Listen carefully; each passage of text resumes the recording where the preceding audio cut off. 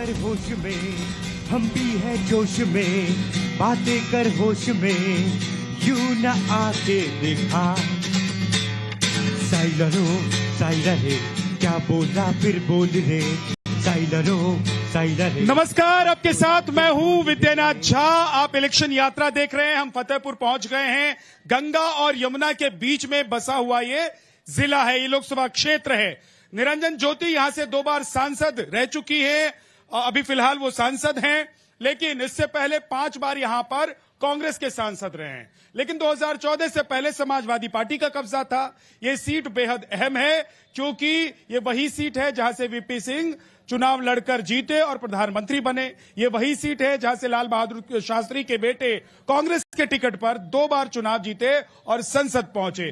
तो इस बार सवाल यह है, क्योंकि आज योगी जी ने ये पूछा है, योगी जी ने कहा है, योगी जी ने अपील की है कि क्या 2024 के चौथे चरण से पहले अब माहौल बनने लगा है और चौथे चरण का जो चुनाव होगा वो राम भक्त और रामद्रोही के बीच में होगा। योगी जी ने दरअसल ये सवाल इसलिए पूछा है क्योंकि हाल ही में समाजवादी पार्टी के नेता ने कहा था कि राम मंदिर बेकार है। इसके अलावा आपने देखा कि लगातार जो विरोधी हैं बीजेपी के, इंडी गठबंधन के जो दल हैं, उनके नेताओं की तरफ से लगातार राम मंदिर को लेकर कोई ना कोई टिप्पणियां आती रही है।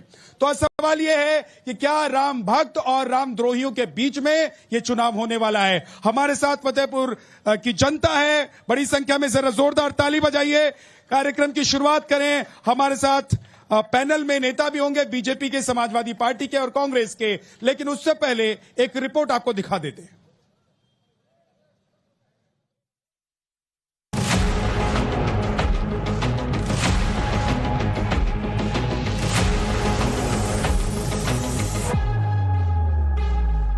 देश के अंदर जो चल रहा है ना वर्तमान में, पूरा चुनाव आज राम भक्तों के बीच में, रामद्रोहियों के बीच में बढ़ करके रह गया है। ये ठीक नहीं है, अशुभ हुआ है और ये इनके लिए वो घातक होगा। भगवान राम को दंड दे। प्रोफेसर राम गोपाल यादव को राम मंदिर कैसे अच्छा लग पाएगा, क्योंकि ये लोग तो आतंकवादियों को छुड़ाते हैं जेल से। लोकसभा चुनाव के चौथे चरण का रण क्या राम भक्तों और रामद्रोहियों के बीच हो गया है। सनातन के पिच पर बैटिंग कर रही भारतीय जनता पार्टी राम मंदिर और सनातन के मुद्दे पर विपक्ष पर चौतरफा हमलावर है।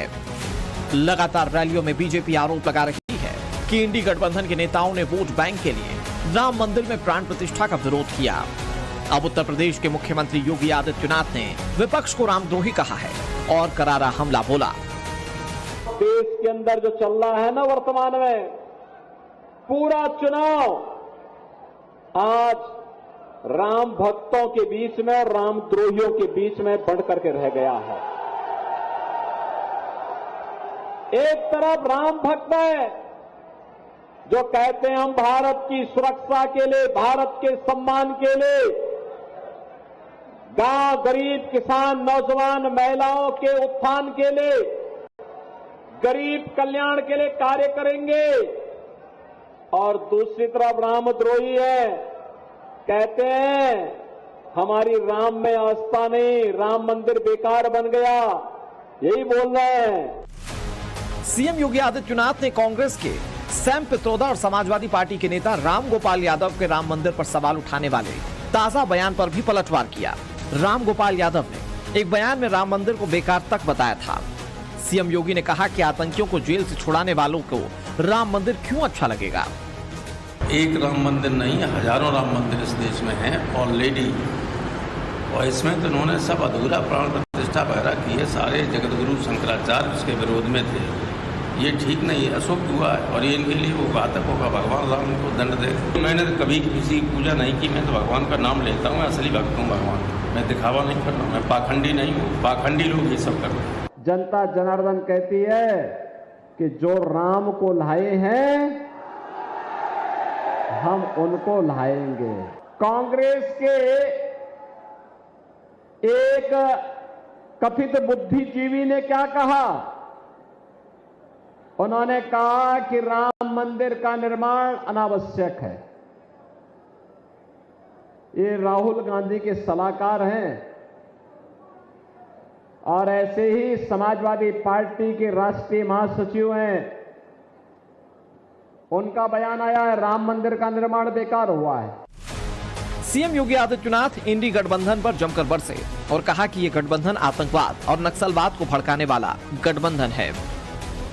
कांग्रेस और समाजवादी पार्टी का गठबंधन सुरक्षा पर सेंध लगाने वाला गठबंधन है।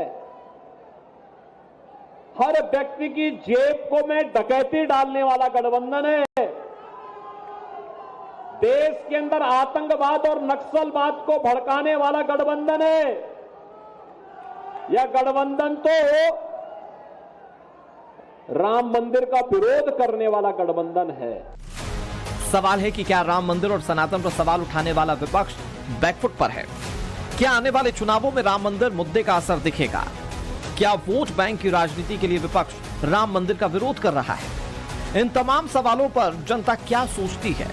जनता का मन टटोलने नवभारत की इलेक्शन यात्रा पहुंच चुकी है उत्तर प्रदेश के फतेहपुर में। कभी कांग्रेस का गढ़ रहे फतेहपुर में 2014 से बीजेपी का कब्जा है। सवाल यह है कि अब की बार बीजेपी जीत की हैट्रिक लगाएगी या फिर विपक्षी दल कुछ करिश्मा करेंगे। तो चलिए इन सवालों का जवाब टटोलने की कोशिश करते हैं सीधे जनता के बीच इलेक्शन यात्रा में। आसमान के तले जय हो, जय हो, जय हो। जी हाँ, जय हो, लेकिन जय किसकी हो ये 4 तारीख को पता चलेगा। लेकिन उससे पहले बयानबाजियां चल रही हैं। योगी आदित्यनाथ ने ऐलान कर दिया है कि राम भक्त और राम द्रोहियों के बीच में चुनाव होने जा रहा है। हम फतेहपुर में हैं, यहाँ की जनता हमारे साथ है। मैं आप लोगों के पास आऊंगा, आप लोग तैयार रहिएगा अपनी अपनी बातें कहने के लिए और यहाँ पर जो मंच पर नेता खड़े हैं उनसे सवाल करने के लिए भी। लेकिन मंच पर जो हमारे साथ नेता हैं जरा उनसे मिलवा देता हूं। धर्मेंद्र जनसेवक हैं बीजेपी से हमारे साथ, बहुत बहुत स्वागत है आपका। हमारे साथ आजम खान है समाजवादी पार्टी से, डीपी दुबे है हमारे साथ कांग्रेस से। बहुत बहुत स्वागत है आप सभी का। आजम खान साहब, सबसे पहले सवाल आपसे ही है, क्योंकि रामगोपाल यादव जी के बयान को कोट करते हुए योगी आदित्यनाथ जी ने सवाल भी उठाया और उन्होंने कहा कि इंडी गठबंधन जो है वो राम विरोधी है और इस बार का चुनाव राम विरोधी और राम भक्तों के बीच में है, राम द्रोही और राम भक्तों के बीच में है। तो क्या आप लोग राम द्रोही हैं? आप लोग ये मानकर चल रहे हैं कि राम भक्त आप लोगों को वोट नहीं देंगे, इसलिए राम मंदिर और राम पर आप लोगों की टिप्पणी आती है? ऐसा नहीं है। पुरुषोत्तम राम सबके हैं और इन लोगों ने एक बांटने का काम किया है। मर्यादा पुरुषोत्तम, मर्यादा पुरुषोत्तम जी को बांटने का काम किया। हमारी पार्टी कभी भी राम बट गए, राम को बांटने का काम किया इन लोगों। बट गए राम जी, इन लोगों ने बांटने का। कैसे बट गए? कैसे क्या बांट गए भाई? वोट के नाम पे, धर्म के नाम पे लड़ाने का काम किया। तो राम जी कैसे बटे? राम जी ऐसे बटे कि अभी दिखाते क्या हमारी पार्टी के अखिलेश यादव जी की पूजा नहीं करते क्या? हाँ। मंदिर में नहीं नहीं, राम कैसे बटे ये बताइए। राम बांट दिए इन लोगों ने। कैसे बटे राम बताइए ना। क्या हिंदू के हो गए, मुसलमान के नहीं रहे? क्या उच्च वर्ग के हो गए, नीच वर्ग के नहीं रहे? कैसे बटे? किसने बांटा बताइए? ये तो मोदी जी ने और योगी जी ने बांट। कैसे? इसी तरह भ्रम फैला के बांट दिया। क्या भ्रम फैलाया? कि वो ये नहीं पूछते। आज आपकी बोलती बंद कर दूंगा, मैं राम पर बात कर रहा हूं। और ये समझ लीजिए, इस देश में करोड़ों लोग हैं जो राम भक्त हैं। आप लोगों को वोट नहीं चाहिए तो बोल दीजिए एक बार कैमरे पर कि राम भक्त हमको नहीं चाहिए। लेकिन ये बांट का खेले वाली बात मत कीजिए, सीधा जवाब दीजिए। क्या आप लोगों को राम भक्तों का वोट नहीं चाहिए? क्यों नहीं चाहिए राम भक्त? तो रामगोपाल यादव क्यों कह रहे हैं? हम भी लोग रामगोपाल यादव क्यों कह रहे हैं कि राम मंदिर बेकार है? समाजवादी पार्टी के लिए राम मंदिर बेकार है? नहीं, कैसे बेकार है? नहीं बेकार नहीं है।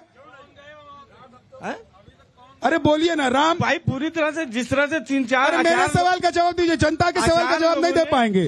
जनता तो अपना मत तय कर देगी। पूरी तरीके से कंप्लीट नहीं था। हाँ। मंदिर प्राण प्रतिष्ठा जो की गई है, हाँ। वो पूरी तरीके से कंप्लीट नहीं था। आपको कंप्लीट नहीं लगती है जी? आपको तो राम भी नहीं लगते थे ना, आपको तो राम भी नहीं लगते थे वहाँ पर। ऐसा नहीं। कैसे पूरी तरह से कंप्लीट नहीं था? क्या जानकारी है आपको राम मंदिर के बारे में? राम मंदिर के बारे में आप क्या जानते हैं? अभी आप कैसा पूरा नहीं कह सकते आप राम मंदिर के बारे में? राम अपने आप में पूरा है। आप राम को कैसे कह सकते हैं, राम के मंदिर को, कि राम मंदिर पूरा नहीं था? आप कैसे कह सकते हैं? राम मंदिर के बारे में आप जानते क्या है? क्या है राम मंदिर? आप भाई कितना अध्ययन किया है राम मंदिर के बारे में? आपको राम अधूरे लगते हैं? आपको राम मंदिर अधूरा लगता है? आप राम के बारे में क्या जानते हैं? आप राम के बारे में बताइए, क्या जानते हैं आप राम के बारे में? मैंने what do you think about Ram? Ram के बारे में आप जानते क्या है? कैसे राम पूरे नहीं है? मंदिर कैसे पूरा नहीं है? आप कैसे कह सकते हैं मंदिर पूरा नहीं है? आप अपना पक्ष स्पष्ट कीजिए, मंदिर कैसे पूरा नहीं है? आप बताइए मंदिर कैसे पूरा नहीं है? आज भी वहाँ काम चल रहा है। काम तो घर में लगातार चलता है। जब आप घर बनाते हैं तो घर में लगातार काम चलता है। ये तो कभी टाइल्स चलती है, कभी पत्थर चलता है। आपके 4 गुरु, आप उनसे पूछिए। कौन 4 गुरु? एक सेकंड रुकिए धर्मेंद्र जी, 1 मिनट रुक जाइए। चलिए, राम को तो आप नहीं जानते हैं आजम खान साहब, ये बताइए औरंगजेब को जानते हैं? मुगल को जानते हैं? किसको जानते हैं बताइए? औरंगजेब को जानते हैं? औरंगजेब को जानते हैं? नहीं जानता है, हिस्ट्री में है, उनको पढ़ा है, देखा है। क्या पढ़े हैं? देखा गया है उनको, लेकिन क्या पढ़े हैं भाई साहब? चलिए एक बार डीपी दुबे जी के पास चलते हैं। डीपी दुबे जी, क्यों आप लोग राम विरोधी हो गए और क्यों योगी आदित्यनाथ कह रहे हैं कि ये चुनाव राम भक्त और राम द्रोहियों के बीच में? पहले तो आप ये बताइए कि किसने कहा है कि राम विरोधी हैं हम? योगी आदित्यनाथ कह रहे हैं। योगी आदित्यनाथ जी गलत कह रहे हैं। मैं आप खुद एक वकीलों, ब्राह्मण हूं। आप जब राम मंदिर का निर्णय हो रहा था, जब राम मंदिर का निर्णय हो रहा था, तब कांग्रेस और समाजवादी पार्टी के लोग अपने वकील खड़े कर रहे थे। पहले आपके सरकार के लोग एक मिनट बाजार में आए कि बात करने आए? पहले आप ये नहीं प्लीज आप तो बाजार वाली बात कर रहे हैं। या तो एक आदमी की बात सुनिए, जिसको बात करने का मौका दिया जाए उसकी बात सुनिए, और या तो चिल्लाना है तो चौराहे में खड़े हो जाइए। आप अपनी बात कहिए प्लीज। आप राम मंदिर के बारे में कह रहे हैं, इसको छोड़ के मैं कैसे विरोधी हैं आपके कांग्रेस के लोग? राम मंदिर में जब मुकदमा चल रहा था उसके विपक्ष में वो अधिवक्ता खड़े कर रहे थे, वकील खड़े कर रहे थे। आप बता रहे हैं कैसे विरोधी हैं? विरोधी नहीं है आप इसका जवाब दीजिए। आपके कांग्रेस ने वकील क्यों खड़े किए? राम मंदिर पे आपके कांग्रेस ने वकील क्यों खड़े किए? आप इसका जवाब दीजिए। राम मंदिर में आपकी कांग्रेस ने वकील क्यों खड़े किए? एक सेकंड रुकिए, उनको बोलने का मौका तो दीजिए। धर्मेंद्र जी, गैस निकालने दीजिए। प्लीज बोलिए। आप कह रहे हैं इंतजार रह जाएंगे। 14 में भी इंतजार किया, 19 में भी करेंगे, 24 में भी करते रह जाएंगे। बोल लीजिए सर, मौका है। आप कह रहे हैं कि कांग्रेस राम विरोधी है। कांग्रेस राम विरोधी होती तो राजीव जी ने ताला खुलवाया होता मंदिर का। पहले तो उन्होंने ताला खुलवाया। राजीव जी की मजबूरी थी। राजीव जी की मजबूरी थी। मजबूरी थी भैया। राजीव जी के बाद राहुल गांधी जी ने कितना मंदिर का दर्शन किया? अरे मैं भैया, सोनिया गांधी जी ने कितने बार मंदिर का दर्शन किया? मैं कह रहा हूँ सोनिया गांधी जी ने कितने बार मंदिर के लिए अपने वकील पहले जवाब दीजिए कि राजीव गांधी जी ने क्यों ताला खुलवाया? कांग्रेस की मजबूरी थी। कांग्रेस की मजबूरी थी। क्या मजबूरी? कांग्रेस की मजबूरी थी। जनता चाहती थी कि मंदिर का ताला खुलना चाहिए। चाहती थी कि नहीं चाहती थी? भाजपा की जनता चाहती थी कि मंदिर का ताला खुलना चाहिए। भाजपा की मजबूरी थी सरकार बनाना, इसलिए रामचंद्र मर्यादा पुरुषोत्तम राम के उन्होंने पीछे वो किया, अपने को पीछे लगाया। तो एक चीज कह रहा हूँ, एक सेकंड कांग्रेस ने क्यों नहीं लगाया? धर्मेंद्र भाई 1 मिनट रुकिए। अब दुबे जी आपने क्यों नहीं लगाया? मान लीजिए मैं 1 सेकंड जनता के पास चलता हूँ, क्योंकि देखिए यहाँ पर 6 विधानसभा की सीटें हैं और उसमें से 3 पर बीजेपी है, 2 पर समाजवादी पार्टी है और कुल मिलाकर 4 सीट पर एनडीए है। अपना दल पर एक विधायक है। तो जनता से मैं ये आज पूछना चाहता हूं कि भैया मान लीजिए मजबूरी में ही सही और वोट लेने के लिए ही सही, अगर राम मंदिर बना है तो क्या राम भक्त अब उन लोगों के साथ खड़े होंगे, जाएंगे, उनको वोट करेंगे जो लोग राम मंदिर या राम के खिलाफ बोल रहे हैं? बताइए कौन कौन लोग उनके साथ खड़े होंगे? हाथ उठाइए जरा एक बार। क्या आप लोग राम विरोधियों के साथ खड़े होंगे? जोर से बोलिए भाई। क्यों नहीं होंगे? क्यों खड़े हों? जो राम का नहीं वो हमारा क्या होगा? वो देश का क्या होगा? उसको तो अमेरिका ले जाना है ना। कौन नहीं है राम का? वो तो कह रहे हैं कि सिर्फ योगी जी आरोप लगा रहे हैं। कांग्रेस पार्टी में कोई हिंदू है ही नहीं है। पहले उच्च पद पे आप ये हमको बताइए। राहुल गांधी जी हिंदू नहीं है, जनेऊ दिखा रहे थे। तो हम क्रॉस ब्रिज कहते हैं, ये नहीं है। जब 370 हटा तब ये कहाँ थे? कश्मीर से जब 370 हटा तब ये कहाँ थे? इन्होंने कभी उसका पक्ष लिया है? अरे सर, बहुत देर से डिबेट हो रही, बेरोजगारी, महंगाई, इस पर भी बात होगी। इतनी देर से आप लोग सब शुरू हैं भाई। देश की सबसे ज्यादा यहाँ पर बेरोजगार लगभग 65% जनसंख्या है, ठीक। उसकी बात आपको राम, रहीम, अकबर, औरंगजेब, ये सब बात अलग है। ये इतिहास हो गया। आज की बात है, आज की समय, वर्तमान समय सबसे बड़ा मुद्दा है महंगाई। क्या राम जो है या राम मंदिर मुद्दा नहीं है? और योगी आदित्यनाथ ने जो बातें कही हैं वो कोई मायने नहीं रखती है? आप किस उद्देश्य से यहाँ पर आए हैं? आप एक निर्वाचन को में जागरूकता के लिए आए हैं। नहीं, हम तो डिबेट के लिए आए। नहीं तो डिबेट आपका जो गलत। जागरूकता के लिए तो आप जैसे लोगों को रखा हुआ है, जागरूकता के लिए तो आप जैसे लोगों को रखा हुआ है। क्या नाम है आपका? मेरा नाम सुनील कुमार गुप्ता। गुप्ता जी, ये बताइए कि क्या राम भक्त और रामद्रोहियों के बीच में ये चुनाव है? भैया हम तो राम भक्त हैं और राम भक्त के साथ। राम भक्त कौन है? राम भक्त हमारे मोदी जी हैं। वो तो कह रहे हैं कि मोदी जी ने तो बांट दिया है और योगी जी ने राम को। भैया जिनको बांट दिया उनको बांट दिया, हमको रखा है, मैं तो उनके साथ। अच्छा, हाँ है। खिलाएंगे क्या? बेरोजगारी कौन देखेगा? राम जी खिलाएंगे यहाँ आके? क्या ये बताइए, 4 साल नौकरी हो गई है, एक बार चुनाव लड़ने की उम्र मांग रहे हैं और यहाँ नौकरी 4 साल कर दिए हैं। चलिए, इधर भी कुछ लोग खड़े हैं जी, एक सेकंड आ रहा हूं। सर, मैं 69,000 शिक्षक भर्ती में चयनित अभ्यर्थी हूँ। 5 साल से आंदोलन हम कर रहे हैं इको गार्डन में, कोई सुध लेने वाला नहीं। योगी जी के ऑर्डर पर लिस्ट आई है, आज तक नियुक्ति नहीं मिली है। हम कैसे माने कि योगी जी सच बोलते हैं? योगी जी के कहने से लिस्ट आई थी और आज तक नियुक्ति नहीं मिली है। मेरा दर्द है ये, मैं एक युवा हूँ, मेरा दर्द है। मैं तो इस बार चुनाव में प्रधानमंत्री किसको चाहते हैं? प्रधानमंत्री हम कोई भी बने, लेकिन रोजगार दे। छोड़िए इसको, छोड़िए। कोई भी नहीं बनता है ना, कोई एक आदमी तो देश का प्रधानमंत्री। अभी जो उम्मीदवार दिखाई दे रहे हैं उनमें आप किसको प्रधानमंत्री चाहते हैं? जिसने सबसे ज्यादा रोजगार दिया, कांग्रेस का प्रधानमंत्री चाहता हूँ। जय हो। कांग्रेस ने रोजगार दिया। ये बीजेपी के नेता हमारे साथ हैं। मैं आपसे पूछना चाहता हूं कि ये कह रहे हैं कि कांग्रेस ने रोजगार दिया, तो 10 साल में आप लोगों ने क्या जो 60 साल में रोजगार मिला उतना रोजगार नहीं दे पाए? रेशो अगर देखे तो कांग्रेस ने रोजगार दिया तो बेरोजगार कैसे हो गए? इनकी उम्र तो अभी 30-32 साल से ज्यादा है। 18 साल में इनका रोजगार लग जाना चाहिए था। इनकी मानसिकता में बेरोजगारी है, काम करना नहीं चाहेंगे। बेरोजगारी जब से 2014 के बाद भारत की जीडीपी कितनी बढ़ी है जानकारी में है आपको? कितनी बढ़ी है? आप कांग्रेस ने अगर रोजगारी दी तो इतने लोग जिनके सर के बाल झड़ गए अभी तक बेरोजगार क्यों दिख रहे हैं? इनके दिमाग में केवल बेरोजगारी का फितूर छाया हुआ है। काम करना नहीं चाहते हैं। ठीक है, काम करना नहीं चाहते हैं। सरकार इनको खाना देगी क्या? अब रुक जाइए, क्या हो गया? भारतीय जनता पार्टी के नाम बताइए पहले। इशरत खान, फतेहपुर। भारतीय जनता पार्टी के जो ये प्रवक्ता कह रहे हैं कि डीजीपी बढ़ी है। अरे भैया, डीजीपी नहीं, रोजगार बढ़ाओ। रोजगार कहाँ? डीजीपी कहाँ बढ़ी है? ये कह रहे हैं डीजीपी के क्या बढ़े हैं? डीजीपी क्या होती है? बोलना सबको है, देखिए बोलना सबको है, पता हो कि नहीं पता हो। जी आप बताइए क्या कह रहे हैं? ये कह रहे हैं कि अखिलेश और मुलायम के राज में क्या था? चोरी, बदमाशी, छेड़खान। कोई जो कहता था मुलायम से, अरे बोले बच्चे हैं गलती कर डालते हैं। और मोदी योगी के राज में कुछ होता है तो क्या होता है? बुलडोजर चला दो, सब चोर बदमाश बिल में घुस गए। ये क्यों? अब ईमानदारी सरकार चल रही है। क्या? हाँ, एक मिनट, माइक छोड़ दिया करो, माइक तो मुझे पकड़ना। रोजगार के विषय में बस इतना कहना चाहता हूं, जो लोग कह रहे हैं कि सपा की सरकार में या कांग्रेस की सरकार में रोजगार था, तो मैं कह देना चाहता हूं जो दरोगा भर्ती सपा सरकार में हुई थी उसमें कितने ज्यादा लोग चयनित हुए थे और कितने मुस्लिम लोग चयनित हुए थे, ये आप लोगों से छिपा नहीं है। तो आप लोगों को बताना चाहता हूं, अगर स्वच्छ रोजगार कहीं हुआ है तो भाजपा की गवर्नमेंट में ही हुआ है। भाजपा। ठीक है, अब मैं एक बार ऊपर चला जाता हूं, तब तक गौरव, अगर लोग कह रहे हैं तो थोड़ा सा कोई धुन भी आप बजा सकते हैं, लेकिन उससे पहले समाजवादी पार्टी के नेता से मेरा सवाल है। देखिए, राम के सवाल पर तो आप जवाब नहीं दे पाए, है ना? ना आप राम को जान रहे हैं, ना औरंगजेब के बारे में आपको पता है। लेकिन रोजगार पर जो लड़का कह रहा है कि पहले आप लोग जात धर्म देखकर रोजगार भी बांटते थे, तो आप लोगों को कैसे जनता चुनेगी भाई? रिजेक्ट तो करेगी ना। कहा हम लोग ने ऐसे बांटा, आप खुद देख लीजिए उठा के।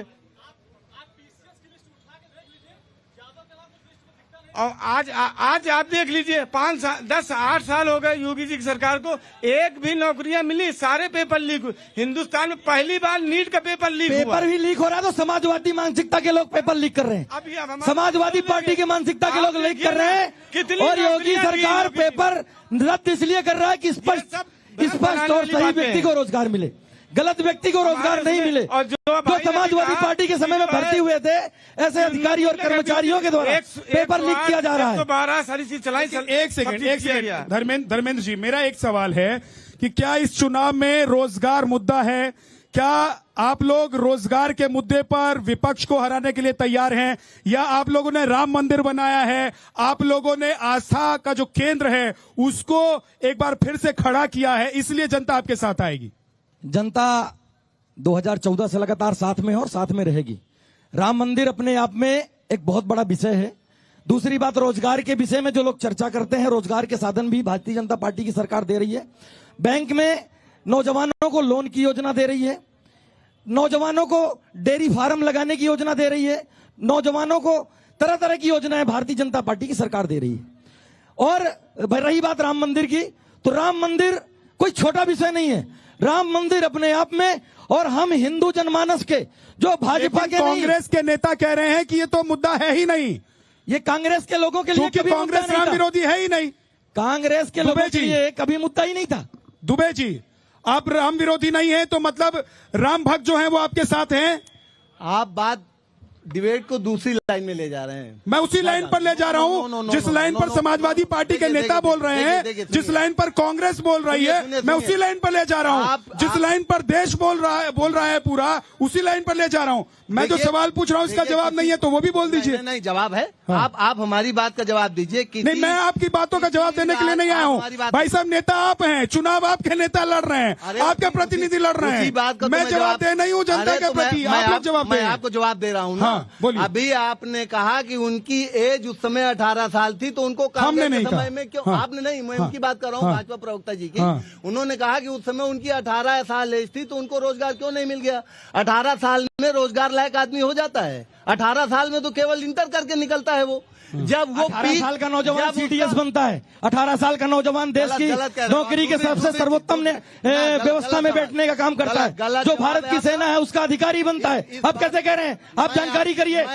सीडीएस कितने उम्र में बनता है? आप जानकारी करिए, कैसे कह रहे हैं? मैं नहीं सहमत हूँ। I am also civil engineer, वकील हूँ मैं, सब कुछ हूँ। मैं आपसे बता रहा हूँ कितने साल का हो जाता है आदमी का वो तैयार होता है। 30 ईयर एज इस समय उनकी है नाउ। 25 एक सवाल का जवाब दीजिए। चलिए, मान लिया, एक सेकंड रुक जाइए दुबे जी, एक सवाल का जवाब दीजिए। उधर से जो नौजवान था उसने ये भी कहा कि 65% लोग यहाँ के जो हैं वो बेरोजगार हैं। ठीक है ना? ये सही आंकड़ा है या गलत आंकड़ा है वो एक अलग बात है, लेकिन उसके हिसाब से 65% लोग बेरोजगार हैं। तो ये बेरोजगारी 10 साल में हो गई है। 10 साल में तैयार हुई बेरोजगारी। हाँ, जो भाई बताया। अरे 60 साल में आप लोगों ने क्या किया ये बताइए। 60 साल में तो देश बहुत बढ़िया चल रहा था। अच्छा, रोजगार था? कुछ भी रोजगार। कितना परसेंट? इतना ज्यादा रोजगार? कितना परसेंट? कल कारखाने थे। कितने परसेंट लोगों को रोजगार था ये बताइए। उस समय 70% लोग रोजगार पा रहे थे। 70% लोग। भाई साहब सुनिए, और क्या? मैं एक मिनट जरा नीचे एक बार मैं आप जनता के पास चलता हूं। देखिए, ये मुद्दा जो है बेरोजगारी का, ये है एक मुद्दा, इसमें कोई दो राय नहीं है। लेकिन सवाल ये है कि क्या बेरोजगारी के मुद्दे पर आप लोग प्रधानमंत्री चुन रहे हैं इस बार? ऐसा कुछ नहीं है। पब्लिक बढ़ने से भी बेरोजगारी हो सकती है ना, महंगाई इससे भी बढ़ सकती है। ऐसा कुछ नहीं। कांग्रेस के जमाने में सबको रोजगार मिल रहा था। सबके जमाने में रोजगार मिलता है, कभी नहीं मिलता है। ये तो जैसे जैसे पब्लिक बढ़ेगी एकदम से तो नहीं रोजगार। आप राम भक्त हैं कि नहीं हैं? जी, हमारे राम भक्त हैं, तो हम राम भक्त तो। इंडी गठबंधन के साथ हैं कि बीजेपी के साथ? हम जिसको वोट देना है उसको देंगे। हम प्रधानमंत्री कौन चाहिए? हमको प्रधानमंत्री जो है वही चाहिए। जो है वो वही चाहिए। आपको कौन चाहिए? हमको जो है वही चाहिए। कौन है? नरेंद्र मोदी है, वही चाहिए। तो कह रहे हैं कि नरेंद्र मोदी तो जाने वाले। नहीं जाने वाले, कैसे जाने वाले? इतना अपने देश का विकास कर रहे हैं, वो कर रहे हैं, तो कैसे जाएंगे? जीत तो दोनों होती है। लड़ने में कोई एक ही आदमी नहीं जीतता, कभी हार कभी जीत, तो ये तो बराबर बनी ही रहती है ना। ऐसा नहीं है कि ये सब धुआं है, कोई आसमान नहीं है। ये सब धुआं है, कोई आसमान नहीं है। लगेगी आग बस्ती में तो कई घर आएंगे जद में, कोई उसमें अब्दुल का मकान। ये सुनिए, ये आग का जो डर है, ये आग का डर दिखा कर 70-75 साल निकल गए। अब तो आप लोग, प्रधानमंत्री जी ने भी कहा कि भाई आप मंथन कर लीजिए। पूरी बात सुनिए मान्यवर, आप प्रदेश के प्रधानमंत्री हैं, आपने मंगलसूत्र पे बात करेंगे? आप मंगलसूत्र में बात करेंगे? मंगलसूत्र तो तब बिक गया जब यहाँ कोरोना काल आया था, लोगों ने बेच के अपने घर गए थे, तब मोदी जी को मंगलसूत्र नहीं है। बीमारी किसी सरकार बनने से नहीं होती है, तो कुदरती। और देखिए, इधर से जोर से आवाज आ रही है। मोदी की जगह मैं तमिलनाडु के मंदिर की बात करता हूँ। वो मंदिर वक्फ बोर्ड में चला गया, जो कि 200 साल पुराना मंदिर था। वो जमीन वक्फ बोर्ड की हो गई, उस पे उसका कब्जा है आज की डेट पे। अब वो जमीन गई कहाँ? वो मंदिर की जमीन थी। ठीक है, थोड़ा आगे आ जाइए आप लोग जो बोलना चाहते हैं। हाँ, आगे आ जाइए, इधर आ जाइए। मुंह में गुटखा है तो बोल नहीं पाएंगे। हाँ, ये डिबेट आपकी गाजीपुर से असोतर रोड पे होनी चाहिए तो विकास समझ में आ जाता, दिख जाता पूरा विकास क्या है, पूरा विकास समझ में आ जाता। और आप पूछ रहे हैं कि 70 साल में क्या किया, तो हम क्यों बता दें? उसको भी बेचना चाहते हैं आप, जो हमने किया, कि उसको भी बेच ले, जो बता दें क्या किया 70 साल में। आज 70 साल में 25 साल पहले कौन रहा है? 25 साल पहले कौन रहा? मेरे से बात करो। सपा का रहा है, बसपा का रहा है। हम राष्ट्रभक्त है, राष्ट्रद्रोही नहीं। आप राष्ट्रद्रोही हैं। मैं अगर राष्ट्रद्रोही हो देश से निकालो ना, निकाल के दिखाओ। चलिए, कोई किसी को देश से न निकाल रहा है, न देश में किसी बाहरी को यहाँ आने की अब इजाजत मिलेगी। सरकार मजबूत है, सरकार ने तय कर दिया हुआ है कि जो अपने वाले हैं वही रहेंगे, बाहर वाले न रहेंगे, न आ पाएंगे। आज लेकिन इलेक्शन यात्रा में इतना ही। कल रायबरेली से आपसे मुलाकात होगी, वहां पर हम मिलेंगे आपसे 4:55 पर। लेकिन चलते चलते ग्रीन लैम्प, कुछ मेरा कुछ तुम्हारा। आज तक खुश हो जाएंगे। एक भी काम 10 साल में करी न तो बताएं। एक भी काम नहीं करा सिवाय जुमलेबाजी छोड़कर। एक भी विकास नहीं हुआ है। क्या काम है जो आप चाहते हैं? हम चाहते हैं नौकरी मिले, विकास हो, रोजगार मिले। जुमलेबाजी से काम नहीं चलेगा मोदी जी का। आपको काम करना पड़ेगा। 10 साल का आपको देना पड़ेगा, आपको जनता को हिसाब। देखिए, मोदी सरकार ने बहुत कुछ किया देश के लिए। क्या कारण है कि ये रोडें देखिए आप, कितनी अच्छी रोडें बनवाई हैं। आप जाइए, राम मंदिर देखिए, और बहुत सारे ऐसे मुद्दे हैं जिन्होंने सरकार ने काम किए हैं। और आप देख ही रही है कि सरकार ऐसी है कि किसी को लेकर कोई भी तकलीफ नहीं, चाहे हिंदू हो, मुस्लिम हो, सिख, ईसाई, सबके लिए बराबर सरकार है।